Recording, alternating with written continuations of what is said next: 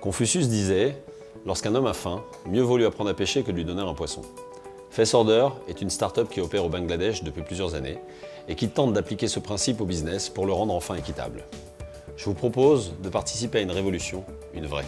Si je vous disais que le petit t-shirt brodé, super tendance, que vous avez trouvé dans le magasin d'une grande marque, à 15,99 €, ne coûtait en réalité à produire pas plus d'1,50 $. Est-il encore possible aujourd'hui de vendre sans pratiquer de tels écarts de prix?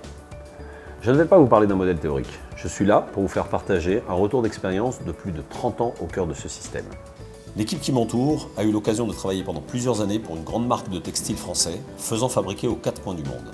L'avantage de cette marque, c'est qu'elle n'utilise quasiment pas d'intermédiaire. Elle s'appuie sur ses usines partenaires depuis plusieurs années. Vous allez me dire alors que les actionnaires doivent rouler sur l'or en vendant 10 fois leur prix les produits qu'ils proposent en magasin. Eh bien non, ce n'est pas le cas. Les produits sont vendus au prix juste. La question qu'on s'est posée il y a une dizaine d'années, c'était de savoir où passaient tous ces frais. La réponse à cette question est tellement simple qu'elle en est frustrante. 40% du prix payé en magasin sert à couvrir les frais d'un mauvais suivi de production.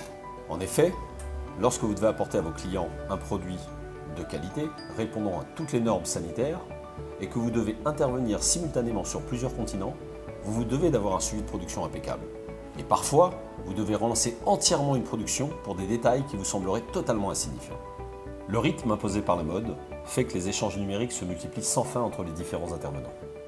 Un simple email reçu pendant une période de congé, tout simplement perdu dans les spams, peut avoir une incidence phénoménale sur une production de plusieurs dizaines de milliers de pièces. Prenons l'exemple de T-Shirt & Co, qui prévoit de mettre sur le marché avant l'été un petit t-shirt blanc avec une broderie verte. Sur ce seul modèle, il peut y avoir plus de 6 entreprises et organisations qui doivent se synchroniser pour qu'il soit en magasin avant l'été. Le cahier des charges contient des dizaines de détails techniques, chacun devant être validé séparément. Cela va de la qualité du tissu, en passant par le lavage, la broderie et les coutures. Il en va de la satisfaction des clients. Après avoir reçu les premiers échantillons, T-Shirt & Co décidera finalement que le col sera rond et que la broderie sera rouge. Toute la chaîne logistique devra s'assurer que ces modifications soient bien prises en compte avant le lancement en production des 50 000 pièces. Imaginez ce scénario maintenant sur autre chose qu'un t-shirt. Imaginez cela sur des détails plus complexes et sur plusieurs centaines de modèles en parallèle. Ceci est le quotidien de T-Shirt & Co. Cela représente des milliers d'emails, de coups de téléphone, de messages vocaux ou de textos, des tonnes de sources d'incompréhension, de rendez-vous manqués, de ratés qui vont gonfler artificiellement le prix payé en caisse. C'est à partir de ce constat qu'a germé l'idée de Fessorder. Les nouvelles technologies permettaient aujourd'hui de passer sur des outils de suivi de production en 2.0. Après presque 6 ans d'efforts, Fessorder permet de regrouper et surtout de retrouver toute cette communication éparse au sein d'une seule application, accessible via un smartphone ou un browser. T-Shirt & Co dispose aujourd'hui d'une solution globale lui permettant d'optimiser son suivi de production.